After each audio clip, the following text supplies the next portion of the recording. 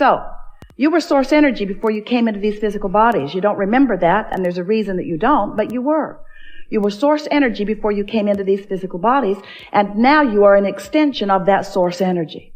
So here you are, focused, just as you intended to be, focused upon the things of your time-space reality, and you are utilizing your focus to help you personally, independently, identify your preferences. Sometimes you don't really grasp that. You don't really understand how perfect it is and how important it is that you deliberately choose. So anyway, that's step one. You ask for what you want, and you can't stop asking because life just continues to serve itself up to you in ways that cause you to identify your preferences. It happens all day, every day, at all levels of your being. It's really what the evolution of all species is about. So when you know what you don't want, you know what you do want. If someone's rude, you want them to be nicer. If you're rude, you want to be nicer. If you're unhappy, you want to be happier. If something's gone wrong, you want it to go right. In other words, if you don't have enough of something you want more of it. It's a very simple equation, not hard for you to figure it out, and you're doing it all day, every day. But what you may not know is that every time, whether you speak it out loud or not, something happens like that, you are launching these vibrational preferences. And the larger part of you is aware of the preference that you have launched and becomes it, because your inner being is unconditional. Your inner being rides the rocket of your desire. When you say, I prefer something, your inner being doesn't say, well, there aren't that many of them going around. Your inner being doesn't say, well, that's risky business and it's unlikely. Your inner being doesn't say, you don't have the education for that or the money for that or the background for that. When you launch a rocket, a request, a preference, a desire, your inner being becomes a vibrational match to it immediately. And because you are an extension of that inner being who has become a match to it, now you hold the potential of splitting your energy if you don't become a match to it too. You see how it works? When you say, I want that, the source within you says, done. We're there. We've got it. We're a vibrational match to it. Because everything that manifests is first a vibrational frequency. And the source within you will give you this, can more easily match your desires because in the energy stream, it is immediate. In your manifestational world, you've got some bugs to work out of your vibrational frequency. Source doesn't have to work those bugs out because Source already believes in you. Source already knows your value. Source already knows your worthiness. Source remembers why you came and who you are. So when you launch a rocket about something that you would like more of, Source is right there in that frequency. And in fact, the only reason that any of you ever feel any slight or strong negative emotion is because Source finds the frequency, the fullness of the desire that you have launched, and when you don't, there's vibrational discord between you and Source. Does that make sense to you? If there were ever a way for you to understand that Source exists, it must be in your emotional awareness. Because if there were not someone keenly interested in you and holding a vibrational frequency about you, then you could think anything you want and you would feel no vibrational variance. That's something really to think about. When you feel negative emotion, it always means the same thing. You've got a different opinion about this than Source has about this. And that's something else we really want you to hear. Source does have an opinion about this, and this, and this, and this. Now. Source adores you. When you're mad at yourself, you've got a split going on. There's a gap widening. Source adores the people of this planet. When you carve out a section of them and hate them, you've got a rift going on between you and Source. You will never be able to be in alignment with Source when you hold hate in your heart because of some condition that you can't control. As you get to know Source better through your awareness of what it feels like to be in alignment, you can learn in a matter of days how Source feels about everything that is active on your planet today. You can just give it the emotional test. When you think a thought and you feel love, you can know Source is in agreement with this thought. And when you think a thought and you feel fear, you can know Source is not anything close to an agreement on this thought. So once you get clear about what this emotional guidance system is, then you can get on with what you've come to get on about. Then you can be the deliberate creator. You can be or do or have anything that you choose because you've got this backup. So step 1 is contrast helps you to define what you want. You do it all day, every day. And step 2 is source becomes it vibrationally immediately. Wrote a whole book about that called Ask and It Is Given, and that's what it was about. That when you ask, source becomes the vibrational equivalent of it. The energy that creates worlds. Imagine that. The energy that creates worlds. The vibrational equivalent to your desires. Keeping the light on, keeping the vibration steady, so that anytime you get in the vicinity or away from the vicinity, you'll know where you are in relationship to it. Helps you to zero in on who you really are and what you really want, to become the fullness of all that you are. So your work really is the step 3 part of this 3-step process. Now step 4 process, but step 3 process, we talked about for so many years, ask, source answers, and then you must find a way to become a vibrational match to what you're asking for. In other words, you can't want something and doubt it and get it. You can't want something and be mad that you don't have it and get it. You can't want something and be impatient about it. The flight attendant said, "Thank you for your patience." And Esther said, "You're confused about who." You must be talking about the previous flight because no patience happening here. You can tell by the way you feel whether you are in alignment or whether you are not. So, we are eager to talk with you about anything that matters to you. We're going to help you to find some ways, if you want them, to line up easily with who you are and what you want.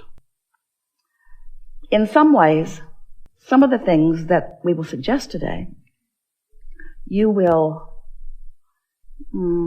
stubbornly protest against a little bit because it's just going to seem too simple.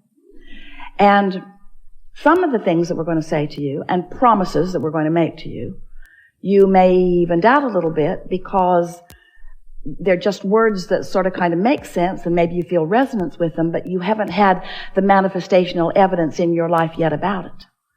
But we know that with just a little bit of listening and a little bit of resonating and a little bit of awareness and then a little bit of focusing, that you will find manifestational evidence about everything that we talk about here today. You're going to know precisely how your thoughts become the reality that you are living, so that not only you are aware of it, but others who are observing you as well. So as we've been talking to you about launching these rockets of desires, we also wrote a book about where they go. We called it The Vortex. It's this vibrational reality. It's this vibrational reality that you cannot yet see or hear or smell or taste or touch. You can feel it emotionally. Well, that's just annoying to people. We spent a lot of time trying to talk you into getting into the vortex where everything you want is. And you were very nice to us. No one ever got up and left the room. Well, just that one guy. But you were interested about the vortex, but you began saying things like, "Okay, so my fortune's in the vortex, Abraham. I want it to come out of the vortex and into my bank. Because it's nice knowing that I've created realities that I can't see yet or that others can't see, but really, how long can this go on? How long do you think you can keep me hopeful about things that aren't tangible?" And we say, it was never your intention to come and live without the tangibility. You are in a time-space reality where you can measure your existence through your manifestations. We just want you to understand that if you've got a vibration going on that is keeping you from being a vibrational match to what you want, the manifestation that you want cannot come. And you wouldn't want it to. You wouldn't want it to. So then we began talking to you about, so here's all of this vibrational reality, and you're going, yeah, we accept it, get on with it. How do I get it into my reality where I can see it, where others can see it? And so we began talking about your point of attraction. For a while we called it a grid. It's your point of attraction. It's like the framework of who you are, looking for different ways to help you feel the reality of your point of attraction. Your point of attraction, where you stand. And mostly it's about how you feel right now. How do you feel right now? What's your mood? What is the mood that is swirling around you? Because your mood is the best indicator that you have to let you know what the vibrational atmosphere is that you've got going on. And your vibrational atmosphere matters because it is your point of attraction. How you feel, your mood, the thoughts you're thinking, the beliefs you hold, what's going on, the conversations you have, how you move in the world, how you feel in the world, what you're doing now. Right now, you have a relationship with your vortex. Right now, you have a relationship with your vibrational reality. And the question that we want you to ask yourself is the relationship that you have with something that's in your vibrational reality, in your vortex, is the relationship you have one of holding it away? And you can tell by the way you feel whether you are holding it away or whether you are allowing it in. You can also tell by whether it's coming in or not. We're not asking you to just hold yourself in this emotional state of being and just take our word for it. What we're saying to you is take our word for it, hold yourself in the emotional state of being, and watch the evidence move from your vibrational reality into your reality until before long you will have such confidence in your ability to manifest anything that you desire, because you will have discovered what kinds of things you've been doing that have been preventing the things that you want from coming easily. And we can tell you in a very succinct, nutshell kind of a sentence what it mostly is. Your observation of the conditions that exist now are the reason that you keep repeating a pattern that holds away the things you want. It really is that simple. You got to change the way you look at things. You got to reorient yourself. You've got to become more vibrational interfacing. You have to trust the way you feel. You have to accept that you have guidance. You have to accept that your guidance is always leading you toward what you want. And you have to be aware of when you're moving toward what you want and when you're not moving toward what you want. And you have to accept that the emotions that you hold are the indicator of whether you're moving closer or further. You can just tell. You'll get so good at this that you'll be in the middle of a conversation and you'll stop talking right in the middle of it because you'll realize that you're moving away from what you want rather than toward what you want. So often, in your quest to make someone else understand what you mean, who's in a different vibrational frequency and is not hearing what you mean, in your attempt to get them to hear what you mean, you are responding to the condition of them not hearing. So you are basing what you are saying based upon what they are not hearing, and then you join them in their frequency rather than maintaining yours, and then instead of them hearing what you mean, you hear what they mean, and nothing changes. Oh, you got that, didn't you?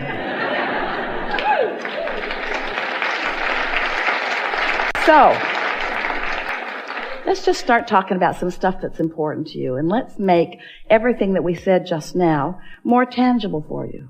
We want you to feel your thoughts becoming manifested. We want you to feel the movement of the vibration into awareness, into emotion, and then into see it, hear it, smell it, taste it, touch it, tangible, manifested stuff, just like you intended. You're not here just to accumulate stuff, but you are here as a masterful creator. You're here to mold the energy. And how your life is playing out is evidence of how you're doing. We have enjoyed this interaction immensely.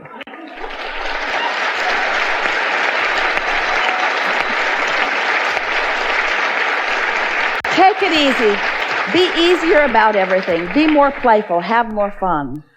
Sleep more. Do more things that feel good. Pamper yourself more.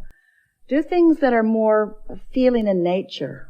Get out there where the gardens smell good and look at the ocean that looks good. Do more things that just make it easy for you to feel good in the moment. Make a decision that just for a little while, you're going to take the struggle out of your experience because it isn't working out. And watch what a new decision about ease and alignment and general will bring for you. We speak this to you easily and wholeheartedly and with complete confidence in the wonderful things that are coming to you because we've seen your vortex. We know what you've created. And we can feel the shift in you. And so we know that obvious, measurable improvement is right on your doorstep. And we will revel with you in every realization that you have about it. There is great love here for you. And as always, we remain in your vortex.